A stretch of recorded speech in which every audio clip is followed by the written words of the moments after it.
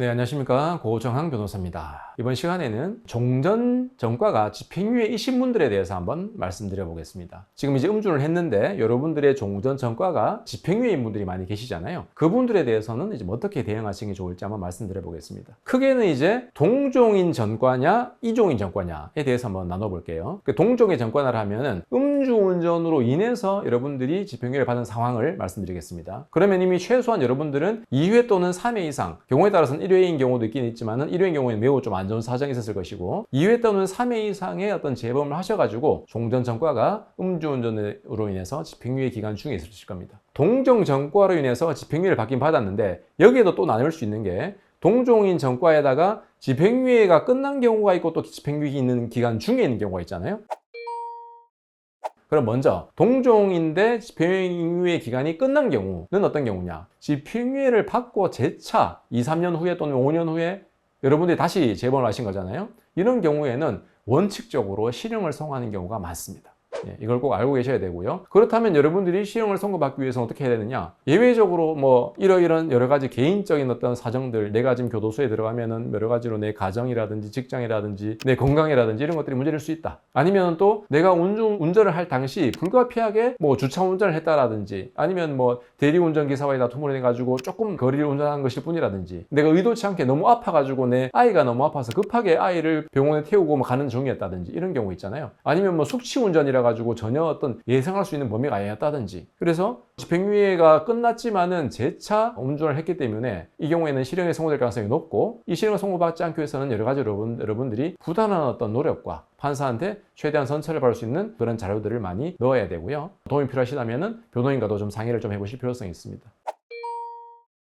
자, 그 다음에 동정인 경우에 집행유예인데 집행기간 중이 있잖아요. 그죠? 집행유예 있는 기간 중에 재차 음주운전을 하신 분들이 현실적으로 좀 있습니다. 이거는 실형이 선고될 가능성이 매우 높겠죠. 여러분들이 판사로 생각해 보십시오. 음주운전으로 집행유예를 받아가지고 집행기간 중에 있는 사람이 심지어 다시 음주운전을 했다. 참 이것은 선처하기가 좀 어려운 상황이잖아요. 그죠? 그래서 원칙적으로는 실형에 손을 가능성이 매우 높다 보시면 되겠고 정말 극히 예외적으로는 벌금이 나올 수 있는 가능성이 있습니다. 왜? 집행유예 있는 기간 중에는 집행유예를 못 하잖아요. 법적으로. 그렇기 때문에 여러분들이 실형을 선고받지 않을 수 있는 가능성은 오로지 벌금형밖에 없습니다. 근데 예외적으로 벌금형이 나오는 경우는 있긴 있어요. 근데 그 경우는 어떤 경우냐? 일반적인 통상의 경우는 나올 수가 없고 원칙적으로 실형이고요. 예외적으로 방금 제가 말씀드렸던 것처럼 정말로 극히 어떤 그런 판사가 참작할 만한 사정이 있는 경우 음주운전 자체의 불가피성이라든지 또는 개인의 어떤 일신상의 불가피성, 어려운 상황 이런 것들이 있는 극히 예외적인 경우에는 판사가 다시 한 번 더 벌금을 고려해 볼 수 있긴 있겠죠. 물론 벌금은 좀 많이 나오겠습니다만은. 그래서 여러분들이 그런 상황이라면 열심히 그런 사정들을 설명을 잘 해가지고 이러이런 사정이 있기 때문에 판사는 이번에 한해서 예외적으로 좀 벌금에 선처를 해주세요 라고 할 수 있긴 있겠죠.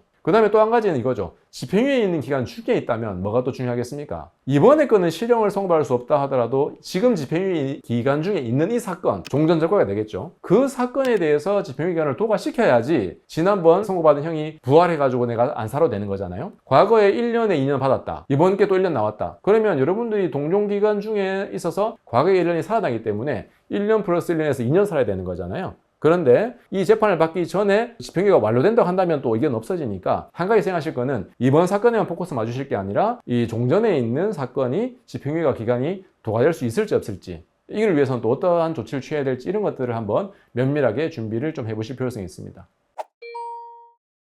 자, 방금 이제 동종 전과에 대해서 말씀드렸습니다. 그럼 이종 전과, 예를 들면 내가 좀 다른 사건으로 잘못을 했습니다. 그게 뭐 폭행이 됐든 사기가 됐든 성범죄가 됐든 간에 또 우리가 다른 잘못을 할 수가 있으니까요. 그럼 다른 사건으로 집행유예를 받은 전력이 있는 상태에서 내가 음주운전을 했다. 이런 경우 어떻게 할 것이냐? 원칙적으로는 별개에는 맞긴 맞습니다. 다만 이종 사건으로 인해서 내가 집행유예에 있는 기간 중에 음주운전을 했다. 이건 좀 안 좋아요. 왜냐하면 집행유예라는 것은 기본적으로 당신이 범법행위를 했기 때문에 이 기간 동안 자숙하십시오 라는 것인데 내가 자숙하지 않고 다른 범죄를 또 저지른 거잖아요. 그죠? 그렇기 때문에 이종의 다른 사건에 집행유예 있는 기간 중에 내가 음주운전을 했을 경우에 음주운전 자체는 처음이긴 하지만 판사에 따라서는 자숙해야 될 사람이 또다시 범법행위를 했기 때문에 당신 이번에는 실형을 선고할 수 있습니다 라고 할 수 있긴 있습니다. 그래서 일단 1차적으로는 음주운전이 첫 번째라는 것들을 많이 부각을 시켜야 되고 또 경우에 따라서는 그 집행유예 기간이 도관 후에 선고를 받을 수 있도록 한번 노력을 해보셔야 됩니다. 왜냐하면 집행유예가 진행되고 있는 중에 음주권으로 만약에 내가 선고를 받게 되면은 재차 집행유예가 안 나오고 실형 실형이 선고되고 날 수도 있잖아요. 그러면 종전선고가 살아나고 이번에 집행유예권도 받기 때문에 굉장히 무거운 벌을 받을 수 있기 때문에 여러분들이 이제 이종이라 하더라도 집행유예 있는 기간 중이라면 굉장히 대처를 좀 잘 하실 필요성이 있습니다.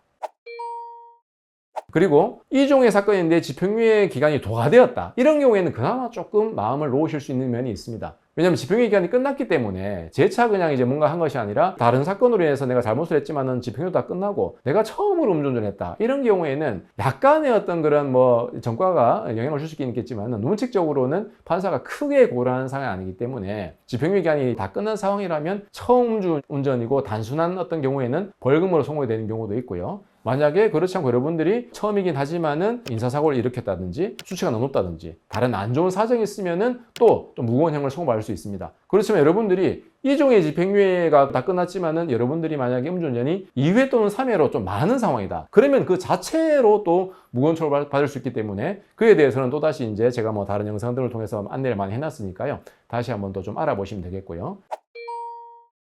오늘 이번 시간에서는 이제 종전선고가 집행유예인 부분들에 있어서 동종이냐 이종이냐 또 그것이 집행유예 기간이 진행 중이냐 이제 종료됐느냐에 따라 가지고 이렇게 상황이 좀 달라질 수 있다는 것을 말씀드렸으니까요. 여러분들이 어디에 해당하는지 잘 한번 살펴보시고 거기에 맞춰 가지고 준비를 잘 하시면 좋겠습니다. 감사합니다.